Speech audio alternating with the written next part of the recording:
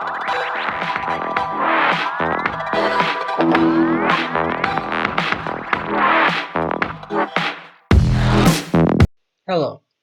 this is Rick from MathX, and today we'll be doing number 22 from the AMC 10B of 2020.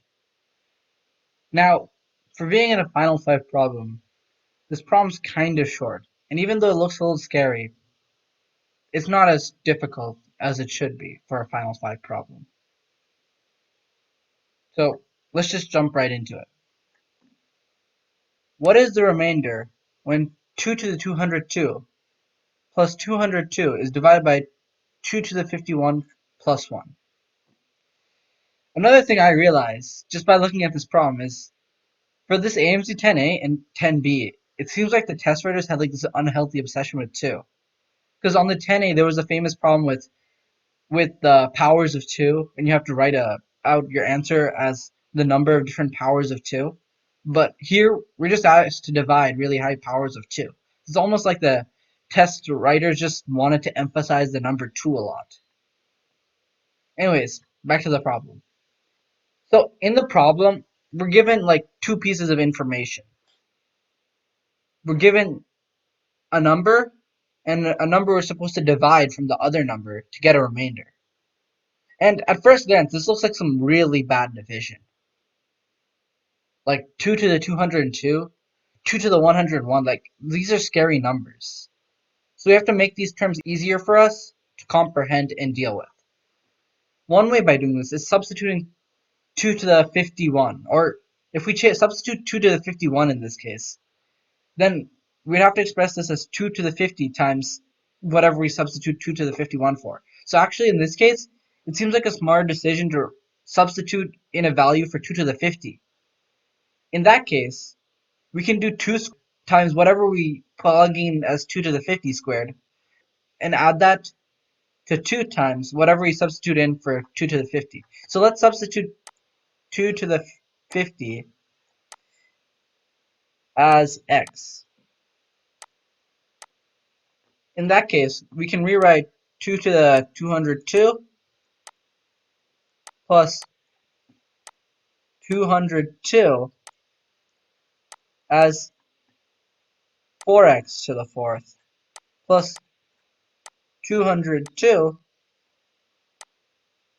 and we can write 2 to the 100 plus 2 to the 51 plus 1 as 2x squared, because x squared would give us 2 to the 100, and multiply 2 to that, we get 2 to the 101,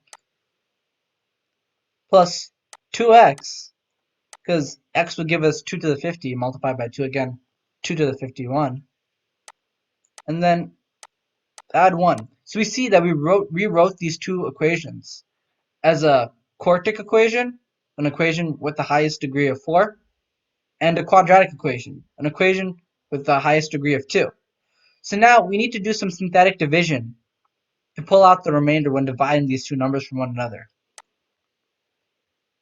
So moving all this information that we've accumulated over here and making way to create a synthetic division equation to the right, I'm going to rewrite the entire thing again. Now, synthetic division works exactly like normal long division would work. We take the largest number that multiplies into this to get as close to this value as possible, and then we keep on subtracting it continuously. So I'll just walk you through it.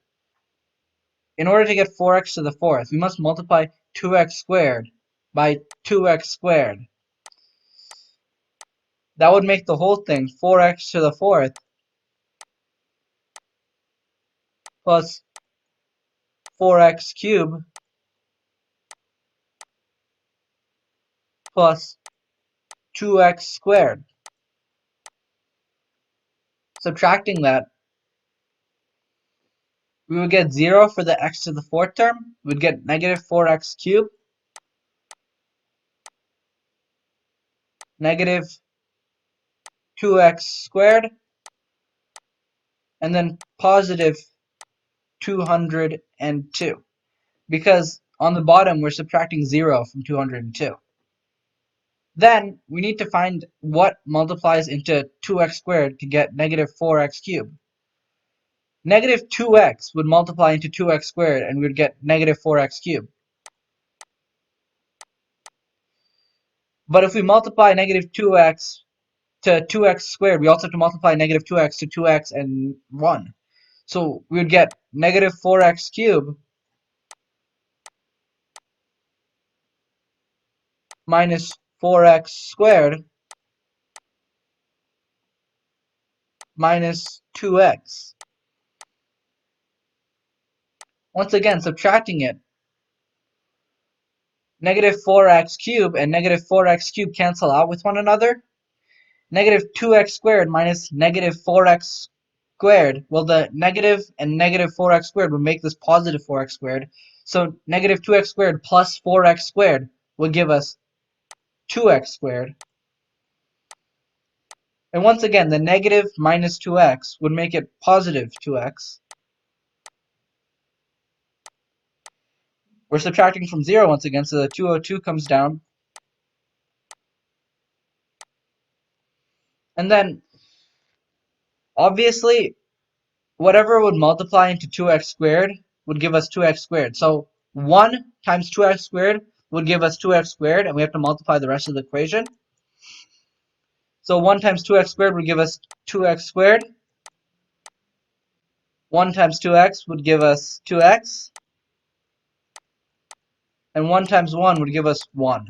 Subtracting that again, we're left with 201. And we can't divide this in any parts of this quadratic from 201. So this is our remainder. What's the question asking for? What is our remainder? So we can proudly answer that the remainder is 201, or it's D. Now, this problem wasn't that hard. You just have to calmly approach it. First, get rid of the ugly terms. Substitute nicer terms into it. Otherwise, the problem is untouchable. But as soon as you substitute nicer terms into everything, it's just simple synthetic division. It's like a textbook problem. And that's kind of an easy thought problem for a final 5. Just a textbook definition for synthetic division. So don't be scared by this problem. It's easily doable. And if you see a problem like it, remember, replace the mean values with friendly ones, and you're all fine.